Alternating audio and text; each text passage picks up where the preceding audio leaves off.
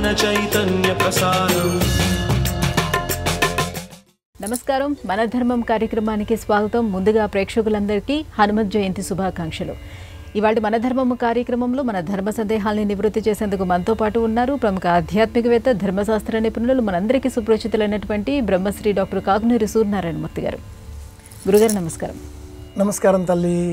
గురుగారు, భక్తికి ప్రతిరూపం హనుమంతుడు. అటువంటి హనుమంతుడి ఆవిర్భావం ఎలా జరిగింది, దీన్ని ఎలా విశ్లేషించుకోవాలి? ఓం హం హనుమతే నమః. ఆంజనేయమతి పాటదానం కాంచనాద్రి కమనీయ విగ్రహం పారిజాత తరమూల వాసినం భావయామి పవమాన నందనం.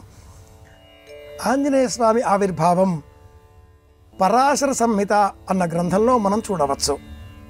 అలాగే శ్రీరామాయణంలో ఉత్తరకాండలో కూడా కొన్ని ప్రత్యేక సందర్భాలు ఆంజనేయ స్వామి వారు ఎలా అవతరించారో మనకు వివరిస్తాయి.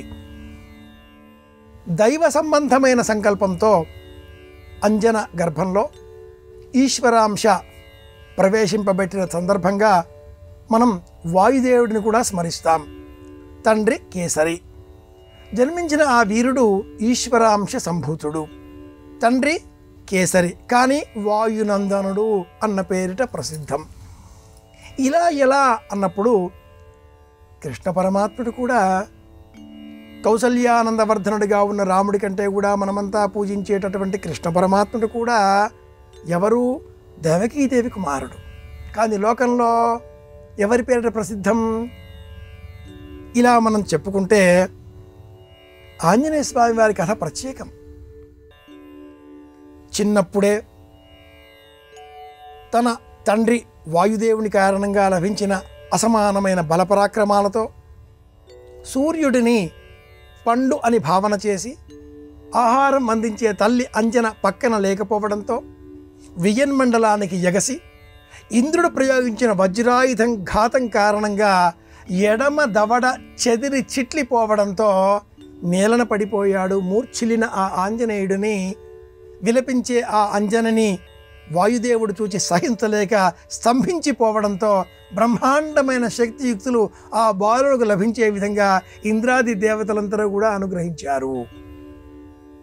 ఇదే సందర్భాన్ని మనం పార్వతీ గణపతి వృత్తాంతంలో కూడా చూడవచ్చు.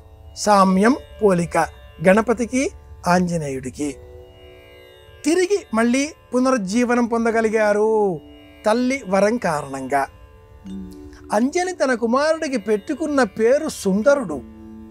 హనువు చెదిరిన కారణంగా హనుమంతుడు, ఎడమ దవడ మాత్రమే. అలాగే అంజని కుమారుడు కాబట్టి ఆంజనేయుడు. ఈ వృత్తాంతాన్ని మనం ఎలా అన్వయం చేసుకోవాలి అంటే, దేహానికి సంబంధించి మన శక్తియుక్తులు మనకు తెలియవు. అపారమైన జ్ఞాపక శక్తి మనకు ఉంటుంది. కొండంత పనిని అయినా చేసేటటువంటి శరీర బలం, దార్ఢ్యత మనకు ఉంటుంది. మనం గుర్తించం అంతే.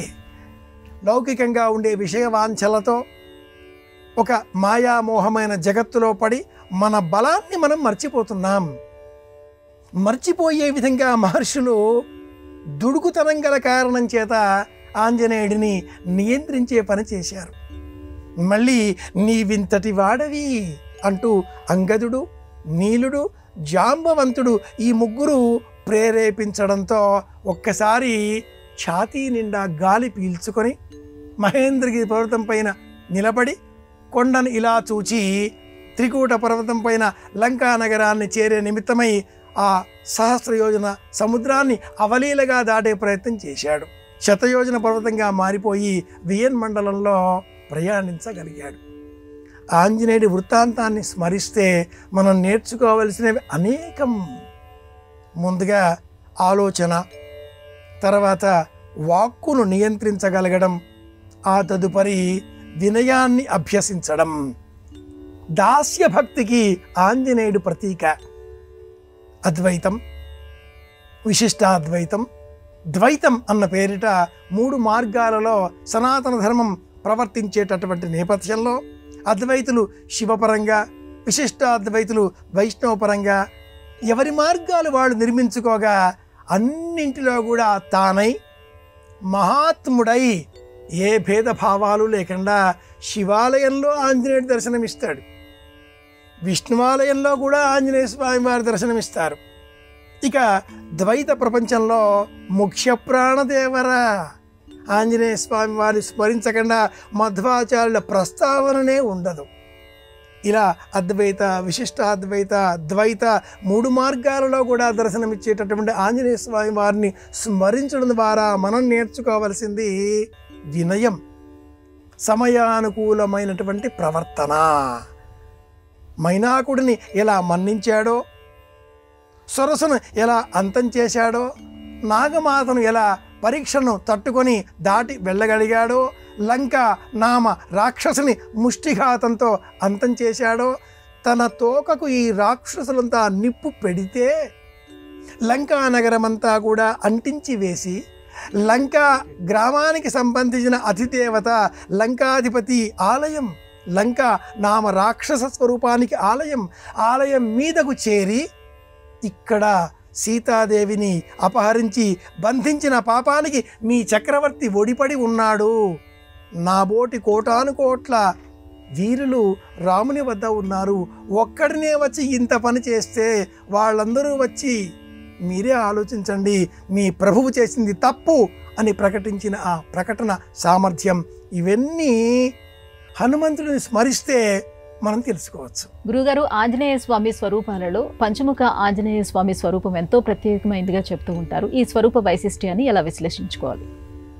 వందే వానర నార సింహ ఖగరాట్ క్రోఢాశ్వ భక్తరాంచితం నానాలంకరణం త్రిపంచనయనం దేదీప్యమానం రుచా హస్తాభ్యై అసిఖేట పుస్తక సుధాకుంభం కుశాద్రీన్ గదాం సర్వాంగం ఫణిభూరుగం దశభుజం సర్వారి గర్వాపహం. ఇది ఈ పంచముఖ ఆంజనేయ స్వామి వారి ధ్యాన శ్లోకం. విభీషణుడి కుమారుడు ఒకడున్నాడు, అతడి పేరు నలుడు.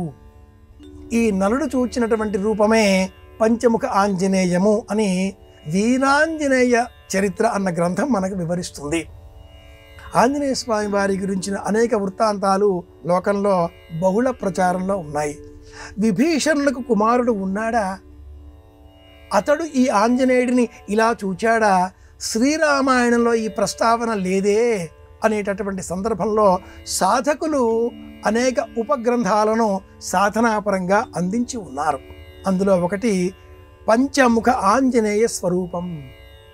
ప్రకృతికి, పర్యావరణానికి ప్రతీకాత్మకంగా ఉండే నీరు, నిప్పు, గాలి, ఆకాశము, పృథివీ 5 కూడా తనలో నిక్షిప్తం చేసుకున్న ఆంజనేయుడు ఈ స్వరూపం మనకు చేతిలో పుస్తకంతో, చేతిలో గదతో, చేతిలో కలశంతో, చేతిలో ఛురిక చిన్న కత్తితో, వీరాసనంతో దర్శనమిస్తుంది.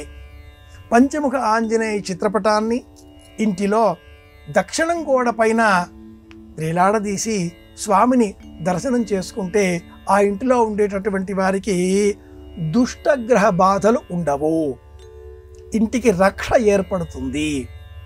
తూర్ముఖం కానీ పడమరఖం కానీ మనం ఇల్లు ఉండవచ్చును. ఇల్లు ఏ ముఖంలో ఏ ద్వారంతో ఉన్నా కూడా ప్రధానంగా ఇంటిలో దక్షిణం గోడ వైపు, సౌత్ ఈ గోడ వైపు చూచే విధంగా, అంటే ఉత్తరం గోడకు మేకు దిగదీసి ఆ ఉత్తరం గోడకు ఈ పంచముఖ ఆంజనేయ స్వామి వారి చిత్రపటాన్ని వేలాడదీయాలి. ఇలా ఉత్తరం గోడకు పంచముఖ ఆంజనేయ స్వామి వారి చిత్రపటం వేలాడదీస్తే ఆ స్వామి దక్షిణం దిక్కును చూస్తూ రాక్షస శక్తులను నియంత్రిస్తాడు అని కూడా సంప్రదాయం. చెడ్డ కలలు పడుతున్నా, పిల్లలు చదువుకోకపోయినా, పెద్దవారు ఆ ఇంటిలో ఒంటరితనంతో బాధపడుతున్నాం అనే ఆలోచనలు కలిగినా, పెద్దవారికి నిద్ర పట్టకపోయినా, అలాంటి వారంతా బెడ్రూమ్లో కూడా ఉత్తరం గోడకు మేకు బిగదీసి ఆ మేకుకు పంచముఖ ఆంజనేయ స్వామి వారి చిత్రపటాన్ని వేలాడదీసుకోవాలి. ఇందువలన మనోబలం కూడా పెరుగుతుంది. గురుగారు, శ్రీమద్ రామాయణంలో హనుమత్ వైభవాన్ని సుందరకాండ విశ్లేషించింది. అయితే దీనికి హనుమత్ కాండ అని పెట్టకుండా పేరు సుందరకాండ అనే పేరు ఏ రకంగా వచ్చింది? సుందరే సుందరం రామ సుందరే సుందరం కథ. శ్రీరామాయణం అంటేనే సుందరం, కానీ ఆదికాండ, దానినే మనం బాలకాండ అని చెప్పుకుంటూ ఉన్నాం. బాలకాండ, అయోధ్యకాండ, అరణ్యకాండ, కిష్కింధకాండ, యుద్ధకాండ. ఈ 5 కాండల కథ రామునకు సంబంధించినది కాగా సుందరకాండలో ఉండే 68 సర్గలు ఆంజనేయ స్వామి వారికి మాత్రమే సంబంధించినవి.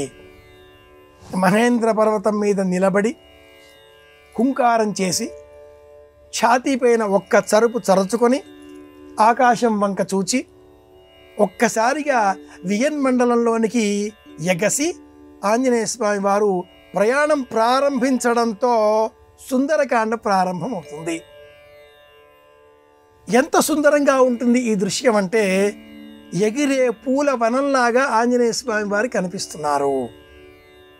ఆయన ఎగిసే సమయంలో ఆ ధాటికి ఈ మహేంద్రగిరి పర్వతం మీద ఉండే పుష్పాలన్నీ కూడా ఒక్క జలతరింపును పొంది ఆ పుష్పాలన్నీ కూడా రాలి ఆంజనేయ స్వామి వారి మీద పూల వృష్టి వలె పడడంతో ప్రయాణించే పూల రథం వలె ఉన్నాడా స్వామి. ఇది సుందరమైనటువంటి దృశ్యం. లంకా నగరం చేరిన అనంతరం సుందరమైనటువంటి ఆ లంకా నగర శోభను చూచాడు ఆంజనేయుడు. బంగారు ప్రాకారాలు, మణిద్వీపాలు సుందరం. రావణ అంతఃపురం అతి సుందరం. రావణ అంతఃపుర స్త్రీలు మరీ సుందరం. పుష్పక విమానం శోభ వర్ణించడానికి అలవిలేనటువంటిది సుందరం. ఈ సుందరకాండలో ఆంజనేయ స్వామి వారు సీతాదేవిని 15వ సర్గలో చూస్తాడు. దృశ్యం చూడడం 15వ సర్గ. విమానాతు సుసంక్రమ్య ప్రాకారం హరయూధవ. మానసిక చింతన పొంది నేను సీతను చూడకపోతే ఇంకా నా జీవితం వృధా, నమోస్తు రామాయ సలక్ష్మణాయ అనుకున్న ఆ ఆంజనేయుడు 15వ సర్గ. ఇది పంచదశి మహామంత్రానికి మూలం, పరాకాష్ట. పంచదశి మహామంత్రం. అమ్మవారు సాక్షాత్తు సీతాదేవి త్రిపుర సుందరి. ఇందుకోసమే ఇది సుందరం. ఏం చూశాడా స్వామి? అతి సుందరమైన అశోకవనాన్ని చూచాడు. అశోకవనంలో సుందరమైన దృశ్యం, వృక్షములు.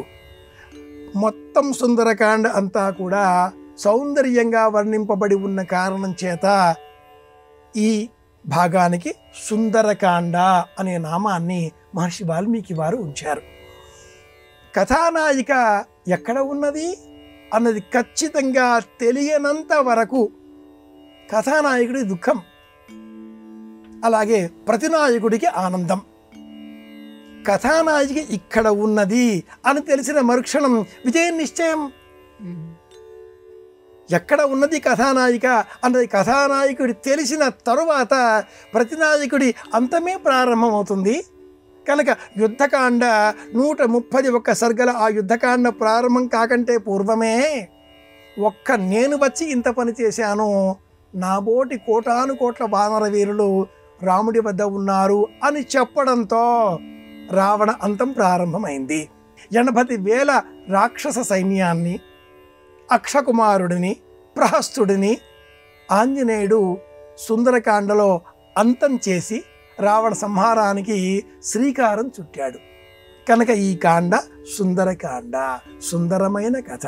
హనుమంతుడి పేరు సుందరుడు, అందుకే ఈ కాండకు ఆ పేరు. గురువుగారు, రామాయణం లాంటి మహామాలికకు రత్నం లాంటి స్వరూపుడు ఆంజనేయుడు. ఆంజనేయుని స్వరూపం యొక్క ప్రత్యేకత ఏంటి? రామాయణ మహామాల రత్నం వందే అనిలాత్మజం. రామాయణ మహామాల, ఆ మహామాలకు మాలికకు ఒక గొలుసుకు రత్నం వంటి వాడు ఆంజనేయుడు. అనిలాత్మజం, వాయుపుత్రుడు. రామాయణంలో ఆంజనేయ స్వామి వారు తొలుతొలుతగా సుగ్రీవుడి పనుపున బ్రహ్మచారి వేషంలో పంపా నది సరోవర తీరంలో రామచంద్రమూర్తి లక్ష్మణుల వారికి కనిపిస్తాడు. సరళంగా, సుకోమలంగా, ఆహ్లాదకరంగా, వాచం కళ్యాణకారిణి.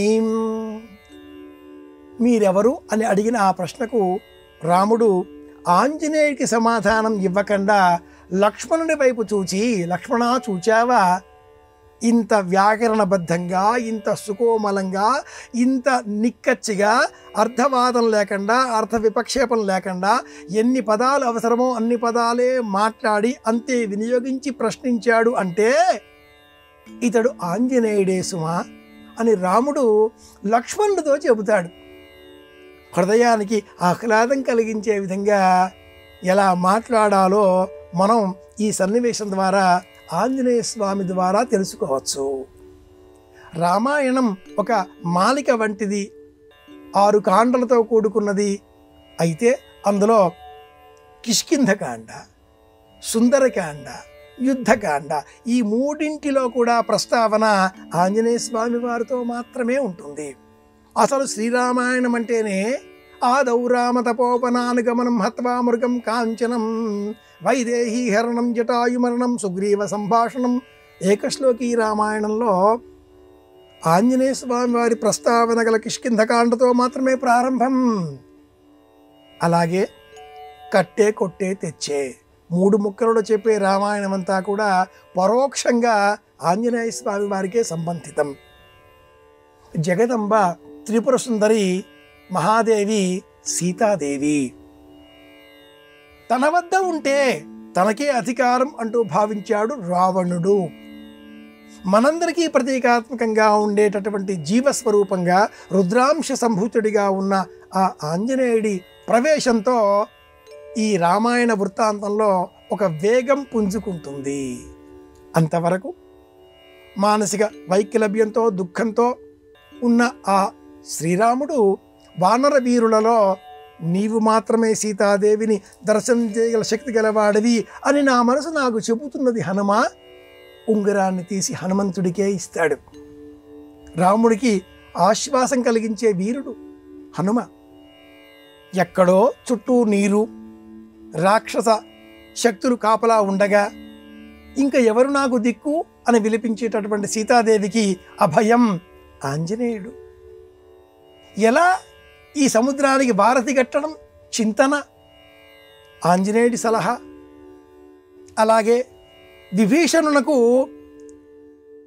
మనం శరణు ఇవ్వవచ్చునా ఇవ్వకూడదా ఆలోచన హనుమ. భారతి కట్టిన అనంతరం ఒక్క పిడికిలితో రావణుడిని పడవేసిన వీరుడు హనుమ. సమస్త వీరులలో హనుమ ఉంటే చాలు. రాముడు, లక్ష్మణుడు మూర్ఛితులైనప్పుడు 2 సార్లు సంజీవని పర్వతాన్ని 2 సార్లు తీసుకువచ్చిన వీరుడు హనుమ. కనుక హనుమంతుడు లేకపోతే శ్రీరామాయణం లేదు. ఈ ఉద్దేశ్యంతో సనాతన పండితులు ఆంజనేయ స్వామి వారిని స్తోత్రం చేసే క్రమంలో రామాయణ మహామాలారత్నం వందే అనిలాత్మజం అని సంబోధన చేశారు. ఇది నేపథ్యం. గురువుగారు, లంకను చూసి రమ్మని, సీతమ్మను వెతికి రమ్మని 2 పనులను సుగ్రీవుడు హనుమంతుడికి అప్పగించాడు. ఈ 2 పనులను హనుమంతుడు చక్కబెట్టినటువంటి ఆ తీరును ఎలా విశ్లేషించుకోవాలి? చూచి రమ్మంటే కాల్చి వచ్చాడు అనే సామెత కూడా మనవారు చెబుతూ ఉంటారు. దూత అయినవాడు వెళ్ళి అక్కడ ఉండే సమస్తములైన విషయాలను తెలుసుకోవాలి. ఆంజనేయుడు అంగదుడు, నీలుడు, జాంబవంతుడు అనేక వీరులతో దక్షిణం వైపుగా ప్రయాణమై ఆ అనేక సందర్భాలను ఎదుర్కొంటూ ఉండే అంశాలను మనం చూడవచ్చు. నిజానికి ఈ దక్షిణం దిక్కున వెళ్ళినటువంటి ఈ సైన్యానికి అధిపతి అంగదుడు, సుగ్రీవుని మంత్రి ఆంజనేయుడు. సీతాదేవిని చూచి రావాలి, అది కూడా 1 నెల కాల సమయం నిర్దేశం. ఈ నేపథ్యంలో ప్రయాణమైన వారు 6 నెలలు కాల నిర్దేశం, 1 నెల కాల నిర్దేశం, వివిధ రామాయణాలు వివిధ అంశాలను ప్రస్తావన చేస్తూ ఉంటాయి. సుగ్రీవాజ్ఞ ఆ అవధిలో తిరిగి రావాలి. వెళ్ళాడు, చూచాడు. తిరిగి రావడం అంటే నిశ్శబ్దంగా వెళ్ళాడు, నిశ్శబ్దంగా తిరిగి వచ్చాడు. తన ప్రయోజనం ఏమిటి? వెళ్ళి వచ్చి రావడం, వెళ్ళి చూచి రావడం. వెళ్ళావా తిమ్మన్నా, ఇల్లాలు తన భర్తతో ఒక్కసారి ఎందుకైనా మంచిది కానీ ఫలానా గ్రామానికి వెళ్ళి వస్తే బాగుండండి అని భర్తతో అన్నది. భర్త నేనెందుకే వెళ్ళడము, తిమ్మన్నను రేపొద్దునే పంపిస్తాను అన్నాడు. ఆ తిమ్మన్న బయట పడుకున్నాడు. ఆ ఇంటి బంటు. యజమాని అన్న మాట వినిపించింది, తిమ్మన్నను పంపిస్తాను అన్నమాట. రేపు పొద్దున్నే లేచి ఆయన చెబితే నేను వెళ్ళి రావడం ఎందుకు, నాకెలాగూ నిద్ర లేదు అన్నాడు. ఆ రాత్రే బయలుదేరాడు. ఆ గ్రామానికి వెళ్ళాడు. తిరిగి వచ్చి వాకిట్లో కూర్చున్నాడు. యజమాని బయటికి తెల్లవారిన తర్వాత వచ్చి, తిమ్మన్నా ఫలానా గ్రామానికి వెళ్ళి రావాలి అనగానే, రాత్రి మీరు చెబుతుంటే విన్నానయ్యా, వెళ్ళి వచ్చేశానయ్యా. ఇలాంటి బంటు పనికిరాడు. ఎందుకు వెళ్ళాలి, ఏం చెయ్యాలి, ఏం చూడాలి, తన ప్రయోజనం ఎందుకు పంపిస్తున్నారో తెలుసుకుని ప్రవర్తించాలి. కనుక ఆంజనేయుడు తిమ్మన్న కాడు. వెళ్ళాడు, చూచాడు, అంగుళీకం ఇచ్చాడు, చూడామణిని స్వీకరించాడు, తన పరాక్రమం చూపించాలి అనుకున్నాడు. అశోకవనాన్ని విధ్వంసం చేశాడు, అక్షకుమారుణ్ణి అంతం చేశాడు. ఇంద్రజిత్తు ప్రయోగించిన బ్రహ్మాస్త్రానికి, నాగాస్త్రానికి కట్టుపడినట్లుగా నటించి రావణ సభలో ప్రవేశించి, రావణ సభ మంత్రులు అందరినీ చూచి, అసలు లంకా నగరం ఏమిటి, ఆనుపానులు ఏమిటి, ఎక్కడ ఏమున్నాయి సమస్తమును సీతాన్వేషణ కోసం ముందుగా ఒకసారి చూచాడు. లంకా నగరాన్ని దహనం చేసే నిమిత్తమై రెండవసారి చూచాడు. ఇక ఆంజనేయుడికి ఆ లంకా నగరంలో తెలియని విషయం అంటూ లేదు. అలా చూచి రమ్మంటే కాల్చి రావడం అనే సామెత మనవారు చెప్పడం వెనుక ఉండే ఉద్దేశ్యం, సుగ్రీవ ఆజ్ఞ చూచి రావాలి, తిరిగి రావాలి అని చెప్పడంలో ఉండే పరమార్థం ఇదే. అయితే ఇలా చూచాను, అలా వచ్చాను అని కాకుండా సుగ్రీవాజ్ఞ కాలంలో రావాలి, కాలాతీతమైంది. ఎలా చెప్పాలి వార్త? మధువనాన్ని విధ్వంసం చేస్తే ఆ మధువనం సుగ్రీవుడి మేనమామది. అతడు వెళ్ళి చెబుతాడు, తన ఆజ్ఞను ఉల్లంఘించిన ఈ వీరులు ఇంతకాలం ఇంకా బ్రతికే ఉన్నారు, తనకు ప్రియమైన మధువనాన్ని విధ్వంసం చేశారు అంటే సీతను దర్శించే ఉంటారు. ఈ ఆలోచన ఆంజనేయుడిది. కనుక బంటు దూత అయిన వ్యక్తికి ఆలోచన ఉండాలి. మనమందరం ఆంజనేయుడి ఆలోచనలను స్వీకరించి మన జీవితాన్ని చక్కబరుచుకోవాలి. ఇది మనం నేర్చుకోవలసిన అంశం. గురుగారు, హనుమాన్ స్తోత్రాలలో హనుమాన్ చాలీసకు ఎంతో ప్రశస్తి ఉంది. ఈ హనుమాన్ చాలీస ఎవరు రచించారు? దీని పారాయణ ఎలా చేసుకోవాలి? మహానుభావుడు సంత్ తులసీదాస్ రచించినటువంటి రామచరిత మానసులో ఉన్నది ఈ 40 దోహాల వరుసలలో ఉన్నటువంటి హనుమాన్ చాలీసా. జయ హనుమాన జ్ఞాన గుణ సాగర జయ కపీశతి లోకవు జాగర అంటూ ప్రారంభమై ఈ హనుమాన్ చాలీసా 80 వరుసలలో 40 దోహాలతో పూర్తి అవుతుంది. పవనతనయ సంకటహరణ మంగళమూర్తి రూప ఇలా పూర్తి అవుతుంది. యహ శతవార పాఠకర కోయి. ఎవరు పారాయణం చేయాలి? ఎవరైనా పారాయణం చేయవచ్చు. హిందీ భాషకు సంబంధించిన అవధి అనే మాండలిక రూపంలో ఉన్న ఈ రామచరిత మానసులోని హనుమాన్ చాలీసాను మహిళలు, పురుషులు, వృద్ధులు, బాలురు ఇలా ఏ విచక్షణ లేకుండా అందరూ ఆనందంగా పారాయణ చేసుకోవచ్చు. యహ శతవార పాఠకర కోయి. ఎవరైనా కూడా छूटहि बंदी महासुख होई जो ఎవరైతే యహ ఈ విధంగా ఉన్న హనుమాన్ చాలీసాను చదువుతారో పాఠకరకోయి छूटहि बंदी ఇంత అర్థం ఇందులో ఉన్నది కాబట్టి జో యహ పడే హనుమాన్ చాలీసా హోయ సిద్ధిస్తుంది. కనుక అనవసరంగా అకారణంగా ఈనాటి కాలంలో కొందరు ఆడవాళ్ళు చదవద్దండి, పిల్లలు చదవద్దండి అంటూ ఉన్నారు. అలా ఏమీ లేదు. ఎవరైనా చదవవచ్చు, ఎప్పుడైనా చదవవచ్చు, ఎలాంటి పరిస్థితులలో ఉన్నా కూడా చదవవచ్చు, వినవచ్చు. ఆధునిక జీవన కాల మాన పరిస్థితులు అనుకూలంగా పలువురు నేటి కాలంలో వారి జీవితాలను బస్సులకు, వీధులకు, రోడ్లకు అంకితం చేస్తున్నారు.